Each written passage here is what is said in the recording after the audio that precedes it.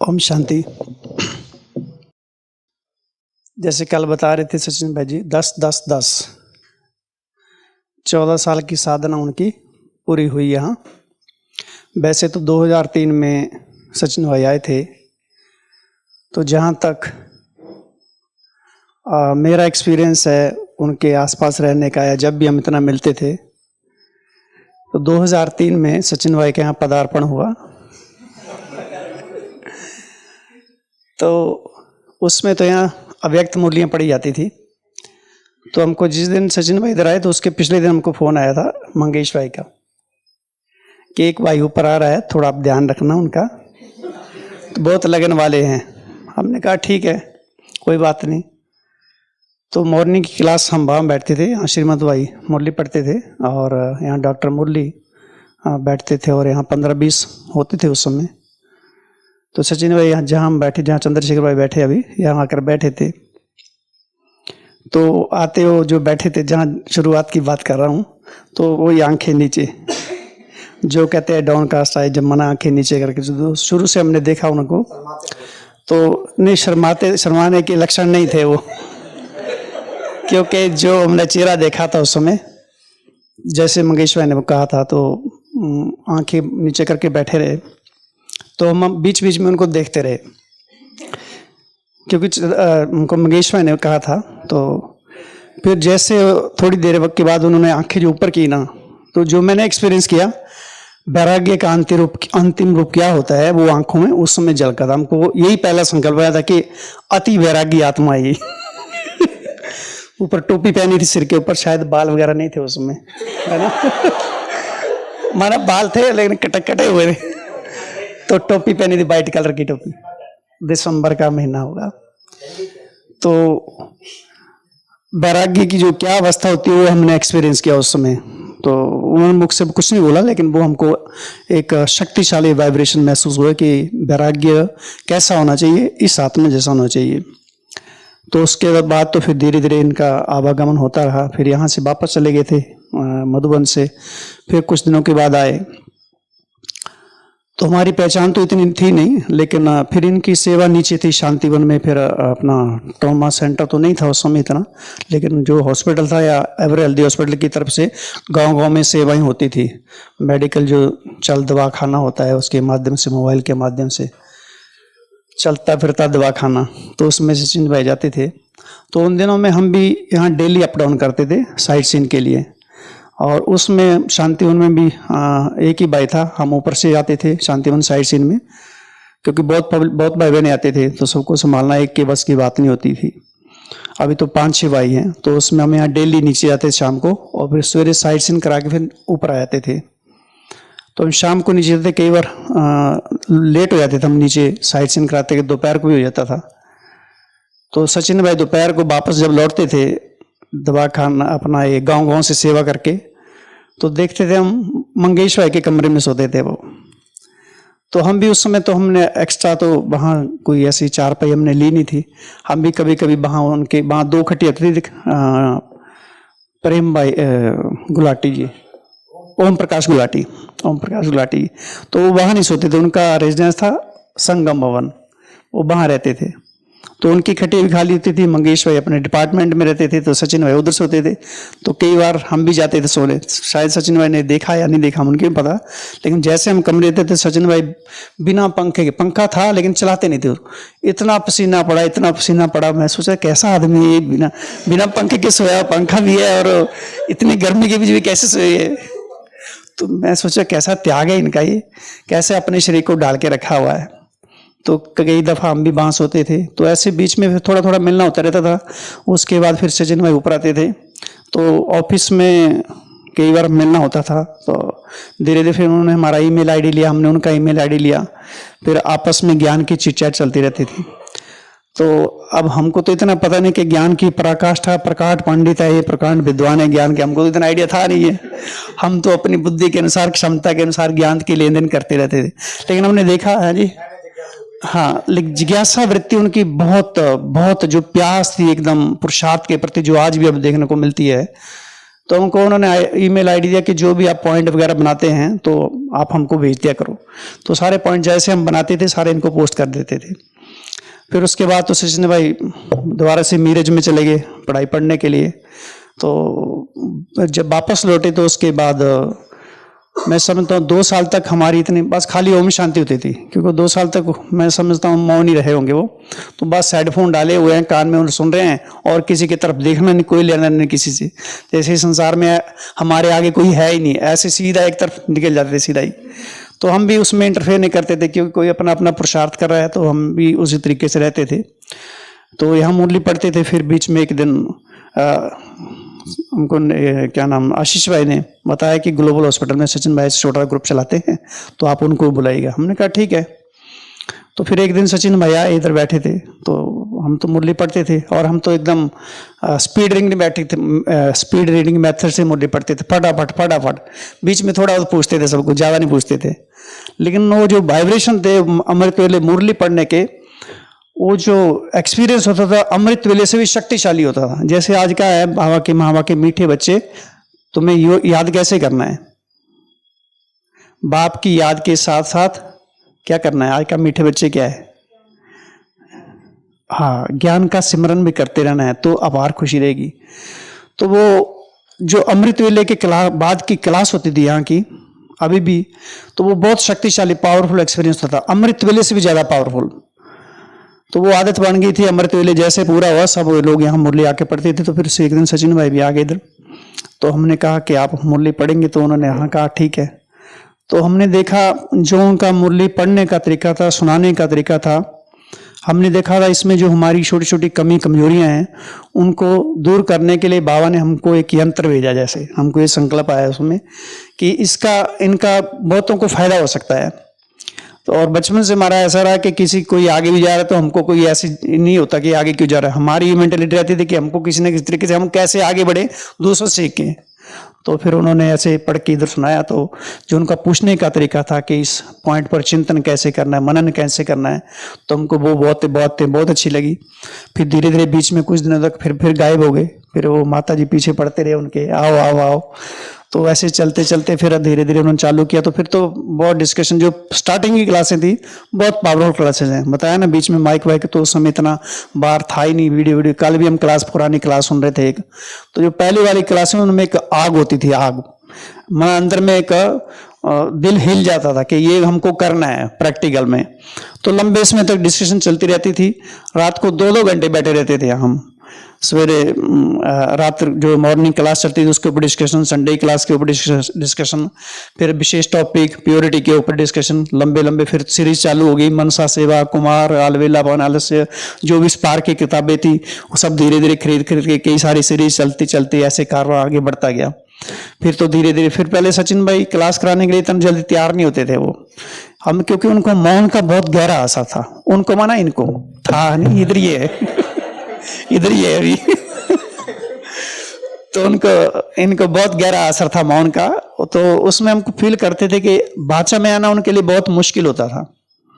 तो ऐसे हम बीच बीच में बार बार उनको कुरेदते रहते अंदर से भी कुछ आप औरों को भी सुनाओ। तो फिर धीरे धीरे उन्होंने फिर क्लासेस कराना शुरू किया। फिर तो हम आज सबके सामने हैं। तो ऐसी आत्माओं के लिए हम सबके मन में अगाध प्रेम श्रद्धा के बाबा के कार्य को कैसे आगे बढ़ाना है। इतना बिजी रहते हुए भी हॉस्पिटल में हम कभी जाते थे तो देखा पेशेंट को चेक करते बीच में अगर 2 मिनट भी उनको मिल जाते थे तो पास में कागज और चिट रखा होता था, पेंसिल, उसमें देख हम पूछते थे आप इतने समय में क्या करते, तो पॉइंट लिखते थे चिंतन करने के लिए। फिर पेशेंट चेक करके जाता था, फिर टाइम मिला फिर लिखते थे। तो हमने देखा एक एक सेकंड कितना सफल कर रहे हैं उसको। जैसे काली बताया कि 14 साल के इतिहास में देखा तो उनको यही संकल्प है कि मैंने टाइम कितना वेस्ट कर दिया। अब इतना करने के बाद उनको ये संकल्प आ रहा है तो हमारा क्या हाल होना चाहिए। आजकल तो पानी भी नहीं मिलता है तो हमारा पुरुषार्थ के प्रति कितना प्यार होना चाहिए। इतना करने के बावजूद हमारे में कितनी कमी कमजोरियां हैं, उनसे छुड़ाने के लिए हम सबको वो पुरुषार्थ प्रयास करते रहते हैं। और सूक्ष्म रूप से हमने देखा उनकी बहुत सारी ऐसी बातें हैं जो हम संकल्प करने से पहले उनके पास पहुंच जाती है। हम बाकी नहीं जाते थे, सचिन भाई नादरा पॉइंट घूमते रहते थे। तो रास्ते में मिलते रहते थे, तो हम कई बार संडे होता था तो उनको मैसेज करते थे क्लास कराने के लिए। अभी हम मैसेज टाइप ही कर रहे हैं कि आप रात्रि क्लास कराना, और उधर से पहले आता था ठीक है ओके, मैसेज सेंड नहीं किया अभी, और पहले से आता था ओके। तो हमने कहा बहुत खतरा है, ये तो हमारे संकल्पों भी रीड कर रहे हैं। तो सचमुच वो तो हम भी अभी भी फील करते हैं कि जो हम कर रहे हैं, जो उनके सामने नहीं है, वो उनको पहले पता चल जाता था। और ये सारे साधना का बल है, वो आज सिद्धियां जो हैं वो प्रैक्टिकल में हम बच्चों को नहीं होगी तो किसकी होंगी, तो वो उन्होंने साधना भक्ति मार्ग से आरंभ जो की हुई है, उसकी प्रैक्टिकल में हम सबको अभी उसका फायदा हो रहा है, अनुभव हो रहा है। तो इस ऐसी आत्मा के प्रति हम सबका जो है दिल से आभार है, अभिनंदन है। तो उसी उपलक्ष्य में हमारे यहाँ दीपाली बहन मधुबन की तरफ से एक फ्रूट केक लाए हैं, जो बर्थडे के रूप में 14 साल पूरे हुए। अभी अगली साधना उनकी क्या चलेगी, कौन सा तूफान आएगा आगे पता चलेगा अभी। ओम शांति। ओम शांति। सुशील भाई ने इतनी बड़ी बड़ी तारीफें की।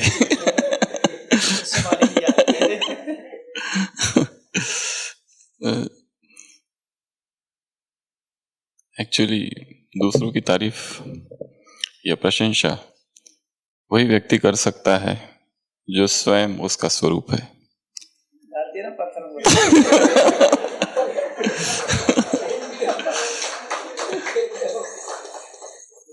जब हमारे मन में ही उतनी निर्मलता है तो ही हमें दूसरों के गुण दिखाई दे सकते हैं।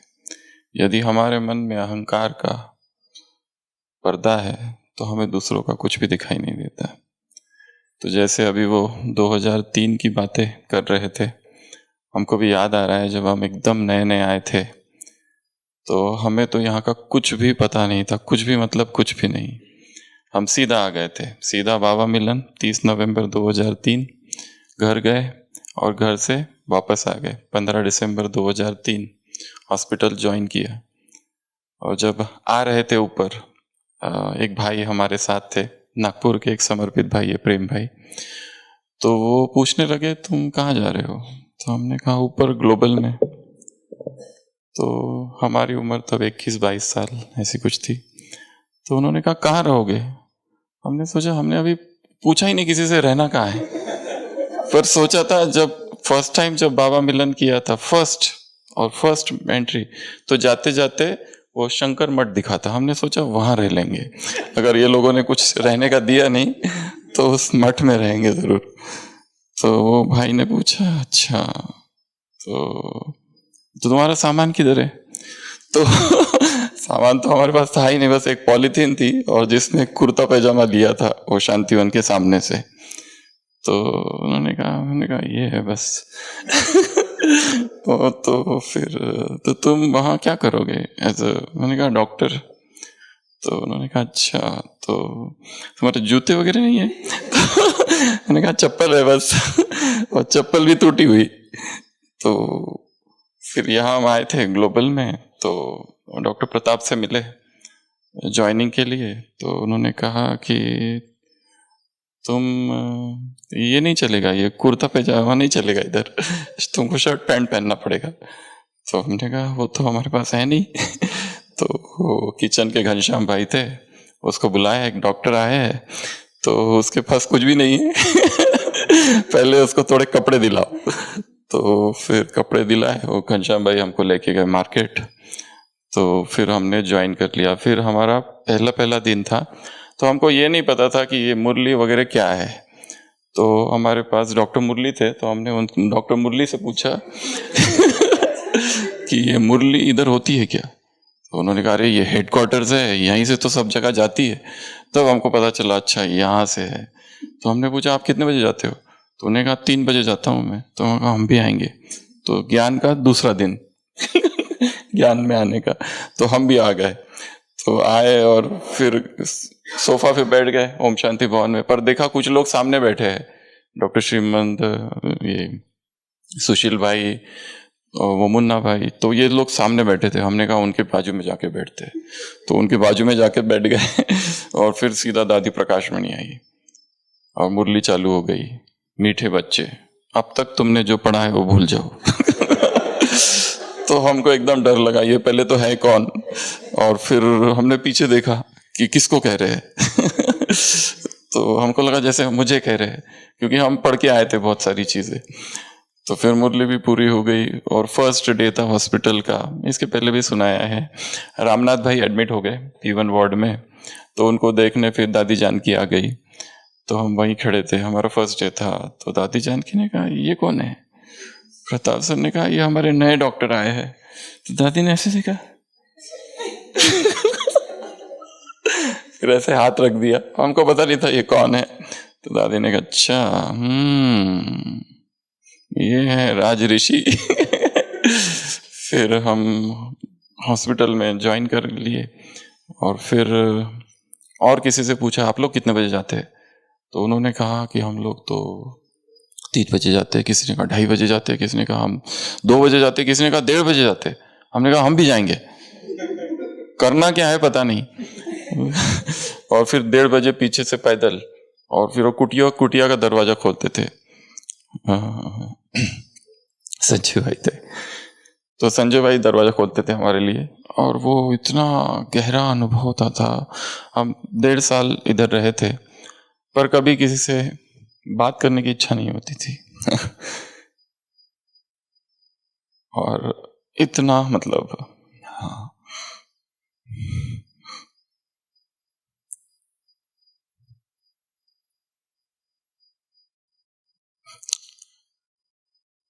बहुत नशा रहता था, बहुत ज्यादा नशा।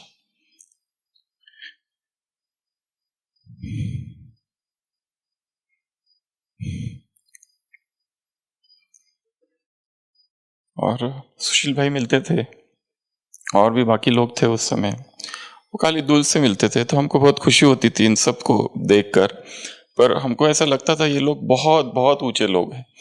तो हम बात न करने का कारण ये था कि हमको लगता था हम बहुत कैसे बात करें इनसे। मतलब ये लोग इतने समय से हैं यहाँ पर, और इतना हमको ये था खुशी और ये नशा मधुबन का, पर बताने से डरते थे। एक बार किसी ने पूछा भी था तुम कब से ज्ञान में हो? तो हमने कहा था युक्ति युक्त बोलना पड़ता है इधर। तो वैसे तो एक ही दिन हुआ था ज्ञान का, तो हमने कह दिया था 1 महीना। तो उसने कहा 1 महीने में मधुबन आ गए? तो हमको एकदम ही डर लग गया, ये कहीं निकाल ना दे। तो फिर हमने उसको बढ़ा दिया, 6 महीना कर दिया। फिर किसी ने पूछा तुम कब से हो इधर? तो हमने कहा 6 महीने से। तो बोले 6 महीने में मधुबन भी पहुंच गए? तो बाप रे, हमको तो और डर लगा। तो हमने फिर अगली बार 1 साल कर दिया। तो कब से हो? तो हमने कहा 1 साल से। अच्छा अच्छा, 1 साल से। कौन सा सेंटर? वो भी एक प्रश्न था, कोई सेंटर था ही नहीं, सीधा यहीं पहुंच गए थे।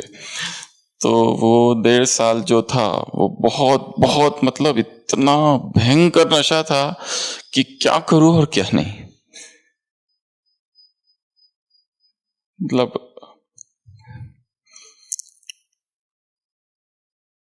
नींद ही नहीं थी, 1 बजे ही उठ जाते थे। और फिर इंतजार करते थे कि 1:30 बजे ये लोग साथ में जाए। और वो बाबा की कुटिया से ऐसी लाइट आती थी जबरदस्त कि क्या बताए किसको और कैसे बताए, और कैसे बताओ किसको कि मैं अभी अभी आया हूं। कि लोगों को लगता था हम बहुत पुराने हैं, पर ये सारा ज्ञान हमारे लिए नया था। और जब हम आए थे तो इतनी मेरे उनको ये थी इच्छा कि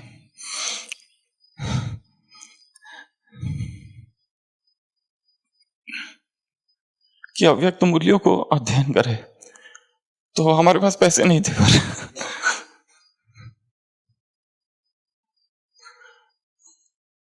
तो हम लाइब्रेरी जाते थे। तो लाइब्रेरी में हमने फिर वो चीनू भाई थे, उनसे दोस्ती कर ली। पर हमको ऐसी बुक चाहिए थी जो हमारी हो, क्योंकि उसमें अंडरलाइन किए तो अगली बार लोगों ने डरा दिया तुमने लाइब्रेरी की किताब में अंडरलाइन क्यों की। तो फिर हमको लगा हमको फिर हम वेट करने लगे कि कब सैलरी आएगी। तो हमको फिर फर्स्ट सैलरी मिली 6,000 5,000 ऐसे कुछ थी उस समय। तो वो जो पैसे मिले, हम सीधा लिटरेचर डिपार्टमेंट में गए, और 1969 से 2003 तक की जो अव्यक्त वाणियां थी,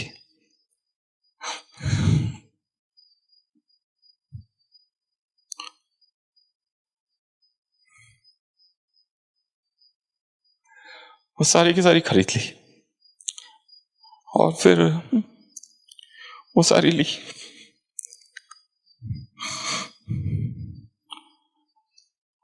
और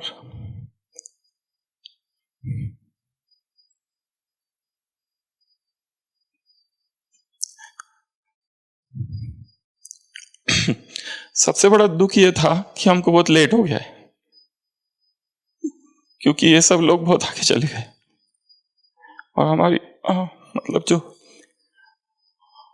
परिचय मिला या भगवान मिले बहुत लेट मिले। तो हमको याद है हम बाहर ट्रांसपोर्ट में खड़े थे, वो पूरी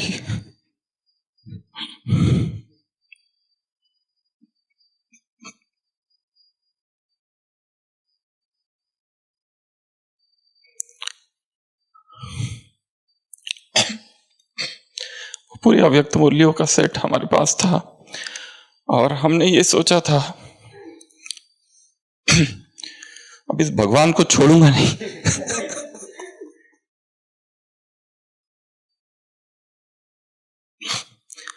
और फिर वो बस आई, बस में बैठ के कमरे में गए और कमरे में गए वो सारी अव्यक्त मूल्य खोली और रखी।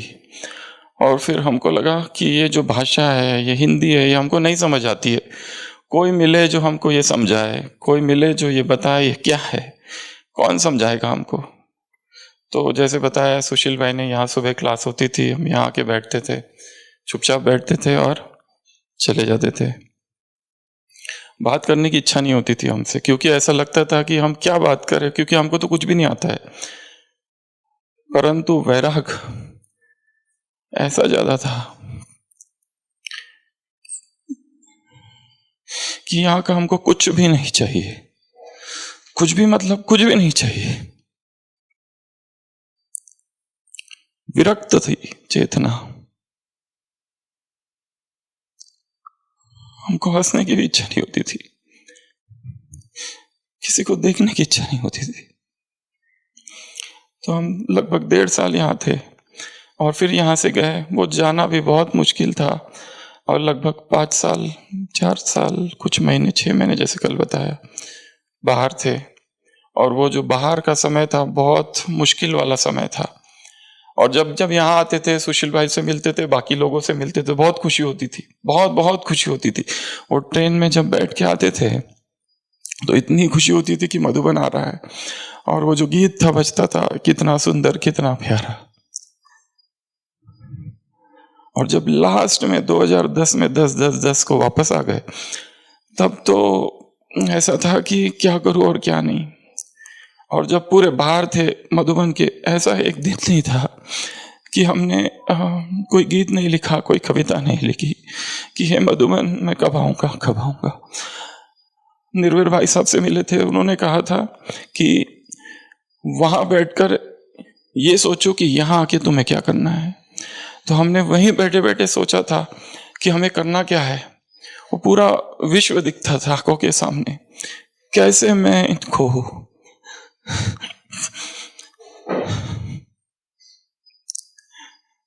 वो दूध जो मैंने पाया है। फिर यहाँ आए 2010, 2015, 2011, 2012, 2013 चुप ही रहे। जो छोटे लाल भाई जी थे वो कहते थे क्लास कराओ, तो हमको इतना डर लगता था ये क्लास वगैरह से, बहुत ज़्यादा डर। हमने उनको कई महीने तक टालते रहे, फिर भी वो कहते थे आज करा लो। हम उनसे कहते थे पेट में दर्द है थोड़ा कि आज नहीं करा सकते, वैसे वैसे वैसे। और फिर छोटे लाल भाई एक बार चले गए थे कहीं, तो उनकी जगह फिर लोकम बाबाराम भाई थे। तो बाबाराम भाई ने पकड़ लिया एक दिन। तो एक डॉक्टर बहन आई थी ओपीडी में, तो उन्होंने उस बाबाराम भाई जी को कहा कि इनको बोलो एक बार। तो बाबाराम भाई जी मिल गए, तो उन्होंने कहा आज संडे है तो आप कुछ कराओ। तो हमने कहा नहीं नहीं आज हम थोड़ा सा बिजी है। तो उन्होंने कहा नहीं नहीं कराओ, बहुत हो गया। तो तो हमने कहा ठीक है देखते हैं। तो फिर वो फंस गए एकदम।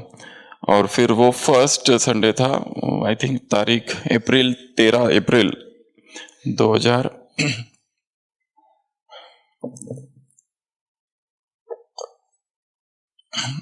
2013।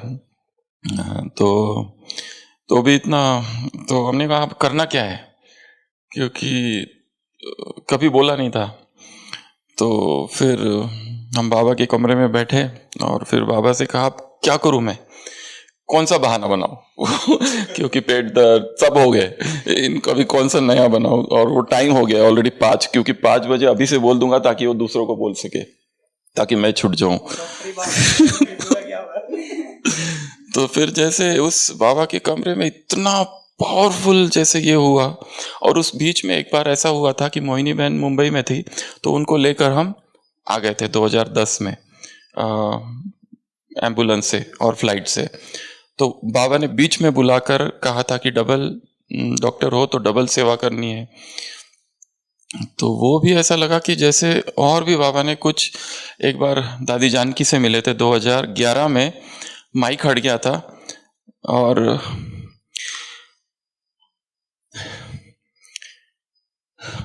बाबा ने दादी के बारे में पूछा हमसे, फिर हमने दादी के बारे में बताया, और बताना जब पूरा हो गया तो माइक हटा दिया गया, और फिर दादी भी चली गई, और फिर हम थे और बाबा थे, तो वो कहीं पर भी रिकॉर्ड नहीं हुआ।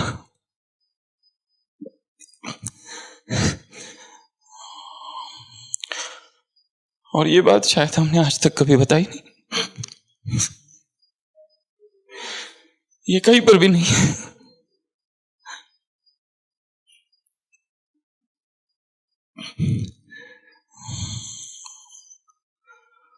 और बाबा कुछ और बोल रहे थे, पूछ रहे थे दादी, तो हमने कहा दादी अभी ठीक है, दादी की तबीयत, और माइक हट गया, दादी भी बैठ गई, वो भाई भी चला गया, और बाबा ऐसे इधर उधर देख रहे थे।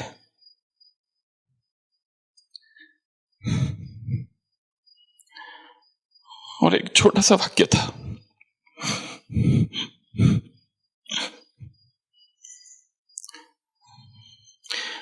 बाबा ने नीचे देखा और फिर ऊपर देखा,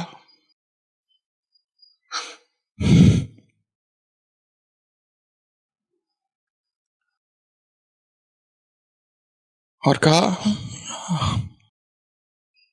बस ब्राह्मणों को जगाओ।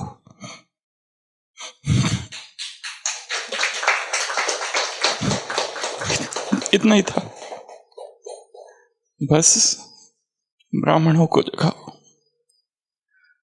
और वो कह दिया, और हम एकदम से, और फिर वो भाई आ गए, सब आ गए एकदम, और इतनी भीड़ हो गई वहां पर, और हट गया, फिर मना हम भी दूर हो गए। तो हम जब बैठे इधर बाबा के कमरे में, तो ऐसा हुआ कि हम क्या करें।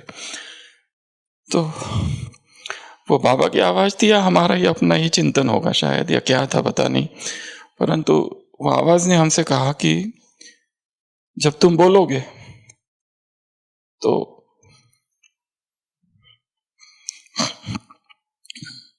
मेरी आवाज तुम्हारी आवाज के साथ जुड़ जाएगी, इसलिए घबराओ मत। और तब से ये एक सिलसिला चालू हुआ। फिर छोटेलाल भाई जी आ गए, और मुझे छोटेलाल भाई की एक बात इतनी विशेष लगती है, उनके हमने अनुभव पढ़े हैं, बुक्स में पढ़े हैं, मम्मा के साथ के, वो इतने सीनियर है हमसे, पर हमको लगता है इतने बड़े व्यक्ति हमसे कहते हैं, जबकि क्लास कराओ तो हमको ऐसे अंदर से होने लगता है कि मतलब ये क्या है, ये कैसा है, मतलब ये, मतलब हम उनसे इतना चुप रह के दूर से उनसे सीखते हैं। वो जब भी हमसे कहते हैं, हम केवल एक शब्द में कहते हैं जी भाई जी, पर अंदर से ऐसा लगता है कि इतना बड़ा व्यक्ति हमसे ये कह रहा है, हम कैसे रिस्पॉन्ड करें, कुछ बोलते ही नहीं आता है, सिर्फ हाँ कह देते बस और चुप हो जाते। तो यहाँ पर जो भी है, मतलब चाहे चंद्रशेखर भाई, जो भी जितने भी भाइयों से हम मिले यहाँ पर, वो जब भी हम आए, सुशील भाई से ही जब भी हम मिलते थे, वो 2 मिनट की मुलाकात होती थी बस, पर वो इतनी खुशी वाली मुलाकात होती थी 2003 की, जब भी वो एक अलग ही मुलाकात होती थी। वो हमको इतने सारे सामान दे जाते थे 1 मिनट में कि तू आप फरिश्ते हो, आप चल रहे हो, अरे वाह फरिश्ते से मुलाकात हो गई, अरे वाह पता नहीं क्या हो गया आज फरिश्ते मिल गए। मतलब ऐसे बोल देते थे कुछ, तो एकदम ऐसा पूरा छक्का लगा देते थे। तो इतनी खुशी होती थी। तो जब भी आते थे यहाँ पर, वो नीचे मंगेश भाई थे, उनके कमरे में मिलते थे। कभी कमरा बेड, दोनों बेड ऑक्यूपाई होते थे, हम नीचे सो जाते थे, हमको नीचे सोने में बहुत अच्छा लगता था। तो कभी मंगेश भाई होते थे, तो एक बार एक ट्रांसपोर्ट के भाई आ गए, तो उनका कुर्ता लटका था, हमको लगा हमारा है, हम उनका पहन लिए और चले गए, हमको क्या पता। तो वो आके ढूंढ रहा है अपना कुर्ता, फिर किसी ने बताया तुमने किसका कुर्ता पहन लिया। तो हमको लगा अरे बाप रे ये क्या कर दिया। फिर शॉल थी हमारे पास, तो एक ही शॉल चला रहे थे 2-3 महीनों, कितने साल, 1 साल से, क्योंकि हम थोड़ा मतलब थोड़ा उस हालत में थे। क्या कहेंगे उसको, संपन्न, ये ऐसे कपड़े और ये सब चीजें हमारे पास नहीं रहती थी। तो वो हमारी शॉल थी, तो हमने धोई नहीं थी कितने महीनों से, वैसी थी वो। तो वो भाई आया, ऐसे करने लगा। बोले सीधा हम नीचे गिर गए परम धाम से तुम्हारी शॉल को ये करके। तो हमको बहुत बुरा लगा, अरे ये शॉल खरीदनी चाहिए। फिर हम सोचते थे कोई तो आके सौगात दे दे, कोई शॉल दे देगा कोई, पर कभी नहीं दिया तब। फिर थोड़े से फिर हम वापस गए, और फिर उधर संघर्षमय जीवन रहा पूरा। हर चीज में संघर्ष था, हर चीज में संघर्ष, छोटी छोटी बातों में संघर्ष, वो कपड़े धोना और वो सब कुछ, मतलब लोगों के साथ रहना। तो वो एक बहुत ही, पर एक ही लगन थी, इतनी प्यास थी, ऐसी प्यास थी कि क्या करूं और क्या नहीं। जब यहाँ आऊं तो मुझे कुछ तो यहाँ मैं लेके आऊंगा, मतलब एक जैसे तूफान हूं ऐसा लगता था। और यहाँ से जब गया तो मैं नहीं जा रहा हूं। जब यहाँ से गए थे, मधुबन से बाहर जब जा रहे थे, ट्रेन में बैठे थे, तो ऐसा लग रहा था कि मैं यज्ञ हूं, जो मेरी सेवा करेगा वो मेरी सेवा नहीं करेगा, वो यज्ञ की सेवा करेगा। जो मेरे मार्ग में अति विघ्न बनेगा वो मेरे मार्ग का विघ्न नहीं होगा, वो यज्ञ का विघ्न होगा।